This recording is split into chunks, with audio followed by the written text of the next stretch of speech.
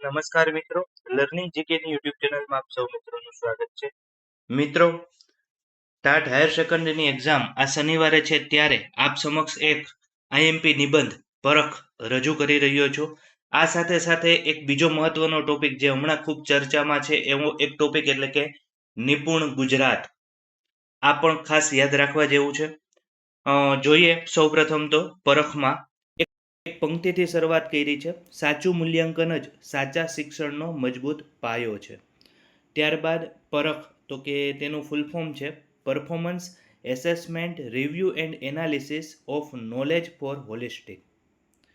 ત્યારબાદ શિક્ષણનો હેતુ માત્ર વિદ્યાર્થીઓને પરીક્ષામાં વધુ ગુણ આપવાનો નથી, પરંતુ તેમને જ્ઞાનવાન, કુશળ, વિચારશીલ અને જવાબદાર નાગરિક તરીકે ઘડવાનો છે. તેથી જ શિક્ષણમાં યોગ્ય મૂલ્યાંકનનું વિશેષ મહત્વ રહેલું છે. આ વિચારને સાકાર કરવા માટે રાષ્ટ્રીય શિક્ષણ નીતિ 2020 હેઠળ પરખની સ્થાપનાની કલ્પના કરવામાં આવી હતી. પરખ એ એનસીઆરટી હેઠળનું રાષ્ટ્રીય મૂલ્યાંકનનું એક કેન્દ્ર છે, જે સમગ્ર દેશમાં મૂલ્યાંકનની ગુણવત્તા અને એકરૂપતા સુનિશ્ચિત કરવા માટે કાર્ય કરી રહ્યું છે. લાંબા સમય સુધી આપણી પરીક્ષા પદ્ધતિમાં રટણને બદલે વધુ મહત્વ મળતું હતું, જ્યારે એને પરિણામે વિદ્યાર્થીઓમાં ગુણ મેળવવાની જે છે એ સ્પર્ધા હતી, પરંતુ સમજણ, સર્જનાત્મકતા, તર્ક શક્તિ અને સમસ્યા ઉકેલવાની ક્ષમતાનો પૂરતો વિકાસ થઈ શક્યો નહીં. આ મુખ્ય બાબતને લીધે પરખ આ સ્થિતિમાં પરિવર્તન લાવવા માટે જ રચાયેલું છે. શું યાદ રાખ્યું કરતાં શું સમજ્યું અને શું કરી શકાય તેમ છે તેના ઉપર ખાસ ભાર મૂકવામાં આવ્યો છે. પરખનું મહત્વ શું છે એ ખાલી ખ્યાલ હોય તો તમે તમારી રીતે લખી શકો. ત્યારબાદ પરખનું મુખ્ય કાર્ય દેશના વિવિધ શિક્ષણ બોર્ડ માટે મૂલ્યાંકનના સમાન ધોરણો વિકસાવવાનું છે, પ્રશ્નપત્રની ગુણવત્તા સુધારવાનું અને પરિણામોનું વિશ્લેષણ કરવાનું પણ છે, અને શાળા શિક્ષણમાં સતત સુધારો લાવવા માટેનું છે. હવે જો અહીંયાની સમસ્યા લખવી હોય તો પણ લખી શકાય આ બાબત ઉપરથી કે દેશના વિવિધ શિક્ષણ બોર્ડનું મૂલ્યાંકન કરવાનું અને એ સમાન ધોરણે.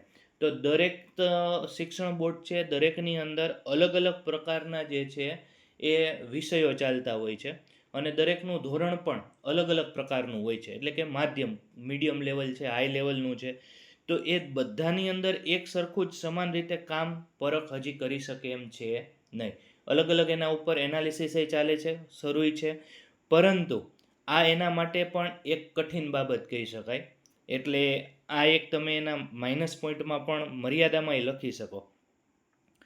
શાળાના શિક્ષણમાં સતત સુધારો લાવવાનું છે. તે અંગે શિક્ષકોને આધુનિક મૂલ્યાંકન પદ્ધતિઓ અંગે તે તાલીમ આપે છે તથા ક્ષમતાલક્ષી પ્રશ્નો તૈયાર કરવા માટે માર્ગદર્શન પણ પૂરું પાડે છે. આથી શિક્ષણ વધુ વિદ્યાર્થી કેન્દ્રિત, રસપ્રદ અને જીવનલક્ષી બને છે.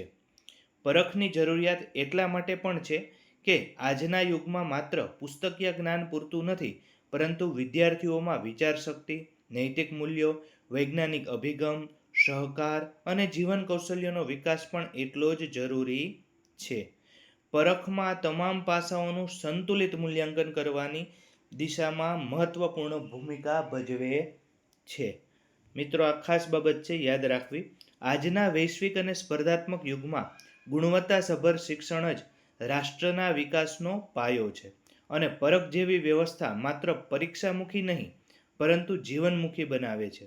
તે મૂલ્યાંકનને ક્ષમતા કેન્દ્રિત બનાવશે, અને અંતે વિદ્યાર્થીઓના ગુણ નહીં, પરંતુ તેની ક્ષમતાની સાચી ઓળખ જ પરખનું સાચું ધ્યેય છે. આ વાક્ય સાથે 250 શબ્દનો આ નિબંધ અહીં પૂર્ણ કરું છું.